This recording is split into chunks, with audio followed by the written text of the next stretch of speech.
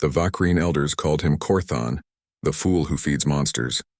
Marcus Chen had heard worse in his 3 years stranded on Zephyra 7, but coming from beings who could crush steel with their bare hands, the insult carried weight.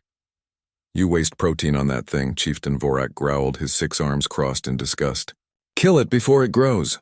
Marcus cradled the creature closer to his chest. It was no bigger than a kitten, its translucent skin revealing a network of bioluminescent veins that pulsed with faint azure light. The salvage crew had found it whimpering in the wreckage of his crashed shuttle, probably drawn by the warmth of failing power cells. "He's harmless," Marcus said, knowing the translator implant would render his words in the Vakrine's harsh, clicking language. Vorak's mandibles clicked in what Marcus had learned was laughter. "Everything is harmless until it isn't human. But you are under my protection. For now." That protection came with a price. Marcus worked the fusion forges, his human dexterity allowing him to craft components the massive Vakrine couldn't manage. In return, they fed him, sheltered him, and tolerated his strange attachment to the creature he'd named Pip. Princess Shirai, however, was different. The chieftain's daughter watched Marcus with 4 intelligent eyes, her scaled skin shimmering with colors that betrayed emotions her words never would. She approached him one evening as he fed Pip synthesized nutrients from the forge. "It grows quickly," she observed, her tone neutral. Marcus nodded. In 2 months, Pip had tripled in size. The bioluminescence had intensified, and small crystalline protrusions had begun forming along its spine. "He's healthy. That's good. Or dangerous." Shirai's skin flickered crimson, concern. "My father tolerates you because you are useful. But if that creature threatens the tribe, he won't. You cannot know that." She was right, of course. Marcus knew nothing about Pip's species. But alone on an alien world, the creature had become more than a pet. It was a reminder that not everything in the universe wanted to kill him. 6 months later, Pip stood as tall as Marcus's waist. The crystalline spines had grown into jagged, blade-like protrusions, and its bioluminescence now pulsed with an aggressive crimson hue. Its jaws could snap through metal, and it had developed an unsettling intelligence, tracking movements, learning patterns, responding to complex commands. The tribe began avoiding Marcus's dwelling. Then came the night of the raid. The Skrael were a rival tribe, larger and more vicious than the Vakrine. They struck during the eclipse when 3 of Zephyr 7's moons aligned and plunged the settlement into absolute darkness. Marcus woke to screams and the clash of weapons. He grabbed his makeshift plasma cutter and stumbled outside.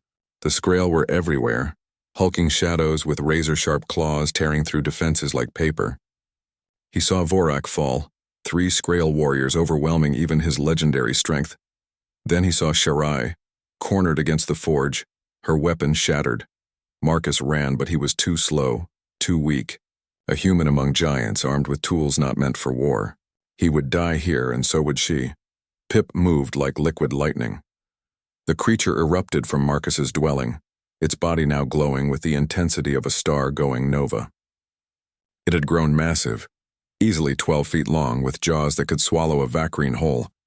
The crystalline spines along its back vibrated, producing a sound that shattered Marcus's translator implant and drove the Skrael into panic. Pip was no longer the helpless thing Marcus had found. It was an apex predator, and it had bonded with him. The creature tore through the raiders with terrifying efficiency. Each movement was precise, economical, the result of months observing the Vakrine's combat tactics. It positioned itself between Marcus and every threat, its bioluminescence providing light in the consuming darkness. When the surviving Skrael fled, Pip stood among the carnage, its body still pulsing with that angry red light. It looked at Marcus, and for a moment, he saw something in those alien eyes. Recognition, loyalty, perhaps even affection. Then it turned its gaze to the surviving Vakrine, and the message was clear. Touch him, and this is what awaits you. The tribe gathered in the aftermath. Vorak, wounded but alive, stared at the creature that had saved them all. Shirai stepped forward, her skin displaying colors Marcus had never seen, a complex pattern that the others seemed to understand immediately. "The human's guardian has proven itself in battle," she announced. "By tribal law, this grants him the right to claim a position among us. No longer a tolerated outsider, but one of the tribe." Vorak's mandibles clicked slowly. The law is clear. Corthan, Marcus Chen, you have earned your place, but Shirai wasn't finished. She approached Marcus, her 4 eyes locked on his 2. Her skin shifted to a deep, pulsing gold, a color Marcus had learned meant binding commitment. There is more, she said quietly, speaking in the human language she'd learned from him. A guardian of such power changes everything. It makes you valuable beyond measure, dangerous beyond calculation. I don't understand. My father will never allow such power to exist outside his control. He will offer you status, privilege, perhaps even citizenship. But these are chains dressed as gifts. Her skin flickered with crimson anxiety. Unless I claim you first. Marcus's breath caught. Claim me? Marry into the bloodline. Become untouchable by tribal politics. Your creature becomes our legacy, not my father's weapon. She stepped closer. I offer this not as a princess demanding tribute, but as someone who has watched you show kindness to a creature everyone else called a monster. You saw what it could become, not what it was. Behind them, Pip settled onto the ground, its bioluminescence fading to a calm azure. The creature that had just slaughtered a dozen warriors now looked almost peaceful, content to rest near the one who had fed it when it was small.